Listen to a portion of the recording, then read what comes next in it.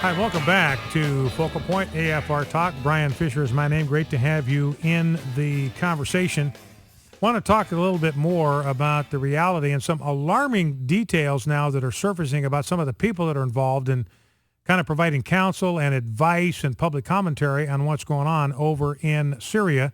And to help us kind of sort through and evaluate some of this, I'm honored to welcome to our decision maker line Frank Gaffney. He's been a guest on this program before.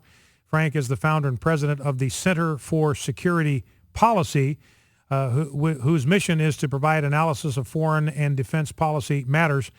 Frank was nominated in 1987 by President Ronald Reagan to be the Assistant Secretary of Defense for International Security Policy, which is the senior position in the Defense Department with responsibility for policies involving nuclear forces, arms control, and U.S.-European defense relations. So Frank is a man who has been involved in this part of our world for decades, recognized even by President Reagan for his skill and expertise, now the founder and president of the Center for Security Policy. Frank, welcome back to Focal Point with Brian Fisher.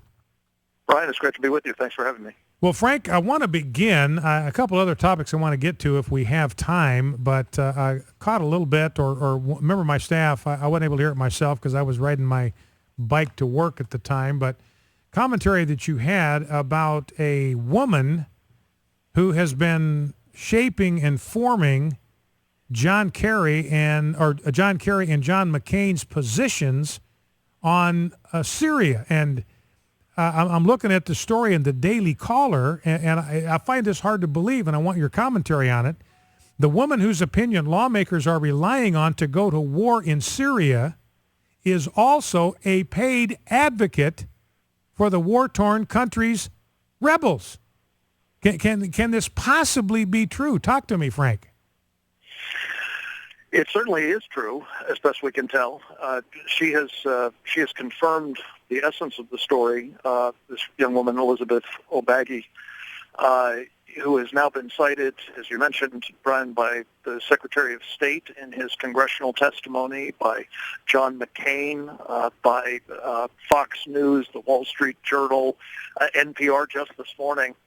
And invariably, people refer to her under the auspices of a group called the Institute for the Study of War, which is a kind of think tank that has been active in a number of these areas where U.S. forces either have been or may be engaged, notably in Iraq and Afghanistan. But she herself has been spending some time, has made 5 trips so far in Syria, and it has not been acknowledged until she was sort of called on it, and even then I believe that she has kind of tried to blow smoke about her connection to these various rebel entities. Specifically, she has apparently got some kind of paid gig through a group called the Syrian Emergency Task Force, which is run by a very dubious character. I can't recall his first name off the top of my head, but his last name is Mustafa, and he has been apparently a conduit for some of the U.S. government contracts aimed at helping the rebels. The mission of the task force apparently is trying to get arms and other material into the hands of the rebels. And evidently, Ms. Obagi actually gets a piece of the action, a cut for any contract that she is able to bring in. So this would strike me, and I think most objective observers, as a classic example of a conflict of interest or an influence operation, for that matter, on the part of this young woman, at the very least to the extent that people are not being given the full story on who she works for and what her interests are in getting the United States into a war in Syria. Well, and she's been granted an enormous amount of credibility here, Frank. Wall Street Journal, one of the leading newspapers in the country, I think its daily circulation is the highest of any newspaper in the country. They've given her the credibility of featuring the piece. That's the one that John Kerry referred to, so he's giving her credibility. John McCain, as you mentioned, is citing her, so he's giving her credibility. And it looks now, as you mentioned, she's a political director of this organization, the SETF, which stands for the Syrian Emergency Task Force. And they brag about the fact, Frank, this SETF, according to Daily Caller, they brag about the fact that they have extensive contacts with rebel commanders, that they have spent months lobbying Congress, the State Department, and the White House for everything from small arms to anti-tank and anti-aircraft weapons to body armor to advanced communications equipment for the rebels. And they've got an influence on John Kerry. They've got an influence on the way John McCain thinks about this. You know, and she's saying, look, the Obama administration just hasn't gone far enough, and this seems to be what John McCain is echoing. Small arms and ammunition really only get you so far against airplanes. So she wants us to provide even more materiel to these Syrian rebels. And Frank, that wouldn't be necessarily a bad thing if these rebels were as moderate as Elizabeth O'Baggy and John Kerry and John McCain want to tell us they are. She's the one that said moderate opposition groups make up the majority of actual fighting forces. So the question is, Frank, is that an accurate assessment? Are most of the people making up these rebel groups, are they moderates? There's a lot of debate about this. I believe that at the very least, it seems as though they are one faction among many, and that by and large, really not surprisingly, they are probably not as important an element in the rebel forces as are the Al-Qaeda units and personnel that have been insinuated either from outside or from within the country, because those guys have been actually combat hardened in a lot of places like Afghanistan and Iraq and elsewhere. And what I'm hearing is the Al-Qaeda guys, the Muslim Brotherhood guys with whom they're associated, the Islamists, in other words, are not only better fighters by and large, but they're also more numerous. And so when Elizabeth O'Baggy is telling us directly and through these high-level interlocutors not to worry, these guys are all moderates and they're really dominant and they want to bring about secular, democratic post-Assad government in Syria, well, you got to take it with a grain of salt, especially since she does have this conflict of interest. But just if I may, Brian, come back to something you alluded to. All of this would be one thing if we were dealing with, people as she has described them, and all we were doing was funneling arms their way.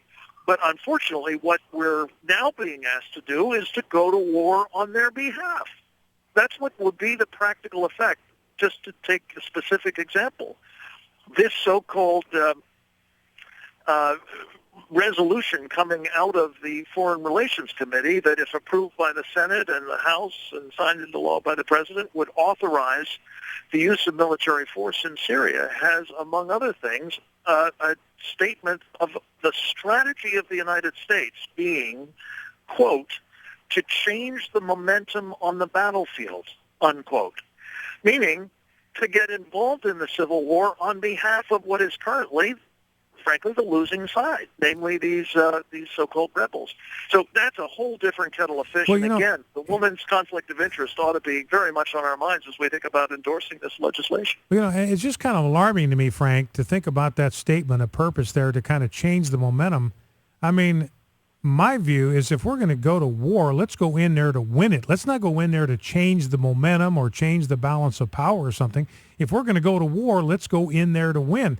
I mean, to me, that's such a vague objective. How do you measure that? How do you know you've done it? Is it even possible to do it without putting boots on the ground? And it seems to me, Frank, from the way that resolution is worded, talking about degrading Assad's ability to deploy these weapons in the future, that's pretty open-ended. And, Judge Napolitano, and I think he's right about this, he said yesterday, look, once you authorize a president to go to war, then it's up to him to run the war. You really can't tell him how to do it. That's why you have a commander-in-chief. And so to think that we're going to be able to keep him from putting boots on the grounds if he thinks that's what's necessary to slow down Assad, it doesn't seem to me very realistic. And, John McCain's out there saying, hey, if boots are on the ground in Syria, that's going to be an impeachable offense. So it seems to me it's kind of an open-ended thing, and Barack Obama could do virtually whatever he wants without authorization. Yeah, I have a piece at foxnews.com today describing this as Obama's Gulf of Tonkin. resolution. You'll recall that's the sort of blank check that Congress gave the president when Lyndon Johnson was ramping up our presence in and involvement with Vietnam.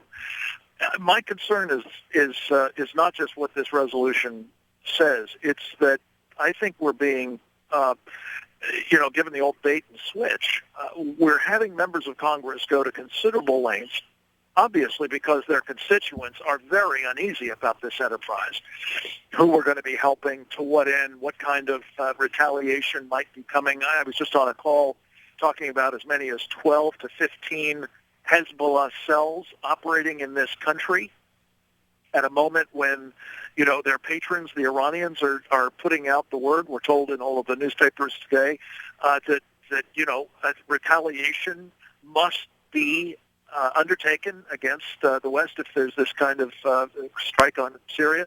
But the point is, the American people, I think quite sensibly, are very uneasy about this, and they're likely to become more uneasy the more they learn that it's not absolutely clear who was responsible for these chemical weapons attacks. And that's partly why I think we're being given the bum's rush to get this resolution done before any more of this comes to light, let alone, Elizabeth O'Beguy's conflict of interest. But here's the point. It's one thing if we're going to war and the country decides that's what we want to do and we have to do it because our vital interests are at stake and we're going to commit to win and all that, Brian, but that's not what we're being told. We're being told this is just going to be a kind of antiseptic, long-distance whack job on the Assad regime, and we're away. It ain't necessarily so, and that's what makes this particularly dangerous, it seems to me. Our guest has been Frank Gaffney, the founder and president of the Center for Security Policy. Frank, as always, very, very informative. I very much appreciate you taking time to share some of your understanding and expertise with us. Frank Gaffney, Center for Security Policy. Thank you, Frank. So that's Frank Gaffney. I've got a story here from the Blaze, well, actually Associated Press. We are actually training these rebels right now in Jordan, and we're looking at ramping up the training for these rebel forces. Focal Point, AFR Talk.